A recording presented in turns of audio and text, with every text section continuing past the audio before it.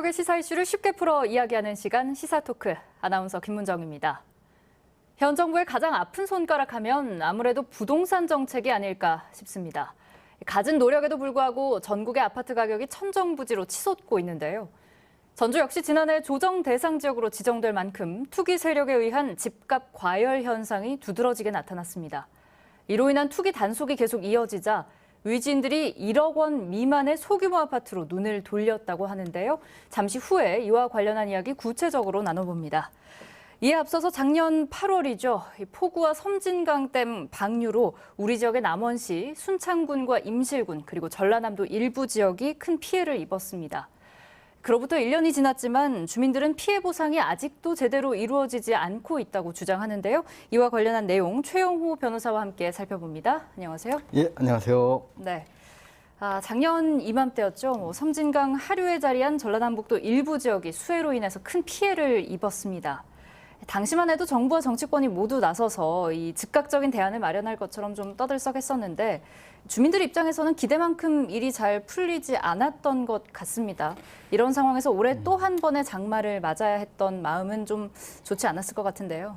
예, 1년이 지나서 그런지 좀 기억이 가물가물한데 2020년 한 해는 정말 비가 많이 내렸어요. 그때 이제 동아시아의 거대한 장마 전선이 중국과 대만을 넘어서 한국까지 넘어오면서 6월 초부터 9월까지 비가 내렸거든요. 태풍도 비가 많이 내리는 태풍이 3개 나왔고, 그래서 대전 같은 경우에는 아침에 일어나 보니까 주차장이 물에 잠겼다고 했고, 부산 같은 경우에는 뭐 호우가 너무 잠깐 사이에 많이 오니까 지하차도가 잠겨서 사람이 죽고 뭐 이런 일이 발생했는데, 이제 평년에 한 장마철에 366mm가 오고, 그 전에 장마철에 가장 많이 내렸던 데가 2006년에 699mm. 근데 작년에 909mm가 왔어요. 그래서 가장 많이 비가 내렸던 한 해였는데, 이제 지금 얘기가 나오는 건 섬진강 유역에서 벌어진 일이에요. 작년에 8월 7일, 8월 8일 양 이틀간 한 500mm가 왔어요. 그러면서 섬진강 유역에서 이제 우리 지역 같은 경우엔 임실, 남원, 순창, 그 다음에 이제 이 섬진강 유역인 곡성, 구례, 그 다음에 뭐 하동, 경상도의 하동까지 섬진강 유역 인근에 있는 주민들이 아예 제방이 무너지면서 전체 구례 같은 경우는 구례 읍이 전체가 잠겼어요. 이런 일들이 있었는데 당시에 이렇게 비 피해가 있고, 저희는 이제 비가 많이 와서 500mm 정도 왔으면 비가 많이 와서 그랬겠거니 생각을 했는데, 당시에 주민들은 바로 이의 제기를 했어요. 이게 문제가 천재가 아니라 인재다. 니네 용담댐하고 섬진강댐을 6월, 7월에 비가 많이 왔잖아요. 그럼 그때 만조가 됐을 때 좀 물을 풀어서 방류를 했어야지. 왜 꼭 그 수위를 담아두고 있다가 8월에 500mm 오니까 지금 이 사태가 난 거 아니냐 하면서 이의를 제기했고, 그러니까 정부나 지자체에서 그럼 조사 한번 해보자. 문제가 뭔지 해서 조사 결과가 사실 최근에 나왔던 겁니다. 예. 더 자세한 이야기는요, 관련 뉴스 영상을 통해서 함께 만나보시죠. 지난해 8월 집중호우로 섬진강댐 하류 제방이 무너졌습니다. 물바다가 된 전라남북도 9개 시군에서만 2,100억 원의 피해가 집계됐습니다. 이 가운데 전국 피해액은 남원 584억 원 등 5개 시군에서 788억 원가량입니다. 수자원공사는 지난달 최종 보고서를 통해 댐의 구조적 한계와 하천 관리 부실로 수해가 발생했다고 밝혔습니다. 그러나 중간 보고서의 원인으로 제시된 갑작스러운 대량 방류가 최종 보고에서 빠져 피해 주민들의 반발을 샀습니다. 화가 난 주민들은 이달 안에 환경분쟁 조정을 신청할 예정입니다. 그러나 환경분쟁 조정에서도 주민 입장이 반영되지 않으면 자칫 소송으로 비화될 수 있습니다. 주민들의 이런 고통을 우려한 송하진 전북지사와 김영록 전남지사가 한정혜 환경부 장관을 직접 만났습니다. 두 지사는 공동 건의문을 통해 정부의 3가지 대책을 촉구했습니다. 수재민들의 상처가 치유되도록 피해 전액을 국가가 보상하고 보상 작업을 빠르게 진행할 것, 그리고 수해 재발 방지를 위해 댐과 하천의 통합 관리 같은 특단의 대책을 마련하라는 겁니다.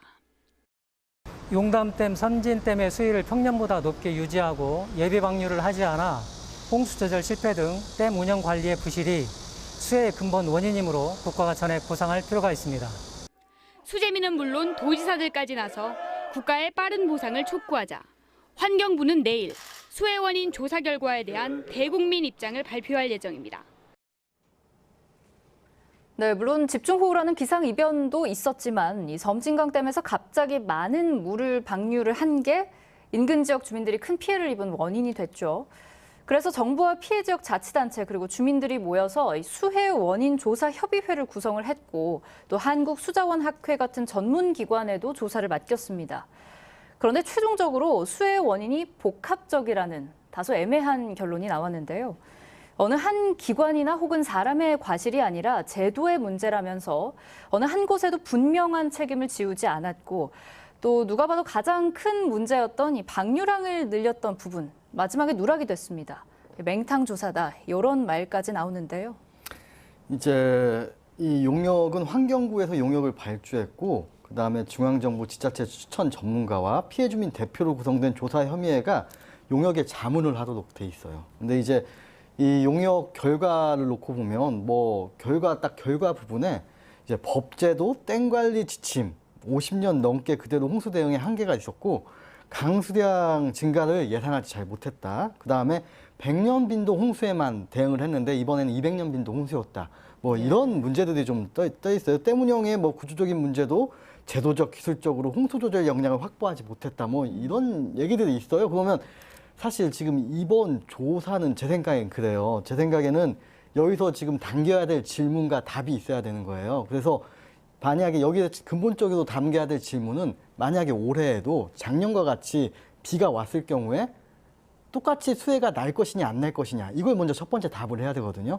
그래서 만약에 날 것이다 하면 사실 이건 천재예요. 이 과학적으로 데이터에 기반해서 작년과 같은 비가 똑같이 왔다고 해서 똑같이 이런 수해가 발생을 하면은 이건 천재인 거죠. 근데 만약에 나지 않았을 것이다 라는 답이 나왔을 경우에 나지 않았을 경우에는 어떻게 해야 나지 않는지 이거 이제 시뮬레이션을 그릴 수가 있을 거 아니에요. 그러면 이제 각 환경부부터 이 물 관리라고 하는 거는 지금 환경부로 컨트롤 타워가 2018년부터 이관이 되긴 했지만 이 제방 관리, 댐 관리는 국토교통부가 하고 있고 지자체가 상시적인 어떠한 제방 관리를 하고 있고 그 다음에 농어촌공사나 또 수자원공사가 또 이 수위 조절에 관련을 하고 있어요. 이런 각 기관들이 관련을 하고 있기 때문에 비가 왔을 때 각 기관이 어떤 대화를 나눴는지 서로 오고 간 공문이나 서로 오고 간 통화 내용 같은 걸 다 확인을 해서 과연 그 당시 7월 달에 물을 방류하지 못한 원인, 8월 달에 급격하게 푼 원인을 좀 밝혀야 돼요. 사실은 네. 그게 그 홍수의 원인, 이 물피해 원인인 거고, 물피해 원인이 그렇게 밝혀졌을 경우에 각 기관별로 기상청도 사실 잘못이 있거든요. 그때 비가 이렇게 많이 올 줄 몰랐던 건데 막 갑자기 많이 왔기 때문에. 네. 그래서 이런 원인들이 각자 이 각 기관별로 어떻게 지금 그 당시에 어떤 의견이 있었고 어떻게 이걸 조절을 했는지 그리고 왜 방류를 많이 했는지 이런 의견이 사실 담겨야 되는데 구조적 원인, 예. 100년 주기 홍수 이런 얘기를 하고 있으니 과연 이걸 누가 납득할 수 있겠는지 나는 의문이 들어요, 솔직히. 그러니까 이제 변호사님 말씀은 1차적으로 기관들이 각자의 소임을 다했는지 그 책임 여부를 묻는 게 선행이 되었어야 한다. 이런 말씀이실까요? 뭘 했는지부터 물어야 되죠. 기관들이 예. 과연 그때 당시 어떤 의견을 제시했고 방류까지의 결정이 누가 내렸는지 이런 게 나와 있어야 되거든요. 사실은 그때 당시 방류를 안 하면 댐이 터질 수도 있는 거니까. 그러니까 그런 부분들이 예. 누락되어 있다. 조금은. 전혀 보고서엔 담겨 있지 않죠. 그러니까 네. 이런 보고서는 어떤 보고서냐면은 각 기관의 이해 관계가 반영된 보고서예요. 각 기관이 최대한 피해가 적게 만드는 보고서가 바로 이런 보고서죠. 네. 그리고 또 하나 뉴스 보도에서 보신 것처럼 이후 송하진 전북지사와 김영록 전남지사가 즉각적으로 환경부 장관을 만나서 특단의 대책을 요구를 했습니다. 도민들의 요구가 사실은 무척 간절했잖아요. 지금 1년여 가량을 끌어오고 있는데 좀 더 적극적인 행동들을 미리 취할 수는 없었을지 이 부분이 좀 아쉽게 다가오거든요. 미리 취한다고 한다면 이제 조사 결과 보고서에 대한 문제는 사실은 7월 교사 1차 보고 결과가 나오기 전에 이전부터 관련 어떤 교수나 이제 관련 주민들에 대해서 계속 문제 제기를 했었어요. 예. 이제 문제 제기의 그 중에 하나는 뭐냐면은 계속 어떤 홍수 책임에 대한 원인을 지금 밝히지 않고 있다가 첫 번째였고 지금 이 용역을 하고 있는 용역 기관하고 이 지금 책임 있는 기관한테 먼저 보고를 하고 이 중간 보고를 먼저 하고 있다. 이런 예. 계속 얘기를 밝혔는데 네. 전혀 중간 조치가 이루어지지 않았죠. 보상 문제도 그렇고 또 책임 공방 과정에서도 좀 주민들이 받은 상처가 매우 클 것 같습니다. 늦었지만 이제라도 좀 제대로 보상해주고 소통을 좀 잘해서 믿을 수 있는 수해 재발 방지책도 내놔야 하지 않겠습니까? 사실 지금과 같은 결론이라고 한다면 일부 피해 보전, 그러니까 이건 국가에서 시해죠. 시해적 차원의 배상, 네. 뭐 보상은 가능할지 몰라도 손해에 대한 배상은 지금 불가능해요. 왜냐하면 손해 발생의 국가의 책임이 명확하게 되어 있지 않기 때문에요. 그래서 네. 지금 물 관리라고 하는 건 국가의 가장 큰 임무 중에 하나거든요. 이건 사실 고대부터 이루어진 게 물 관리예요. 국가의 임무 중에 하나는, 업무 중에 하나는. 근데 지금 이 물 관리에 대한 책임 지금 이번에 어떻게 좀 정리가 되지 않으면 이 네. 댐 관리에 대해서 이 책임에 대해 묻지 않으면 사실 다음에 똑같은 일이 발생해도 또 다시 책임이 이런 없고 보고서가 나오겠죠. 또 다시 뭐 어쩔 수 뭐 200년 빈도 홍수 내리면 어쩔 수 없지 않느냐라는 결과가 나올 수밖에 없어요. 네. 당시에 정말 많은 정치인들이 피해 지역을 찾아서 수해민들도 위로도 하고 또 처참한 수해 현장도 직접 둘러보면서 탄식하는 장면들이 여러 언론에 잡혔었습니다. 말로만 수재민들의 슬픔에 공감할 것이 아니라 끝까지 조금 적극적으로 나서서 상처받은 이들의 마음을 어루만져 줬으면 하는 바람입니다. 잠시 후 2부에서는 규제를 피해서 1억 원 미만의 소형 아파트로 몰린 외진 투기 실태에 대해 살펴봅니다.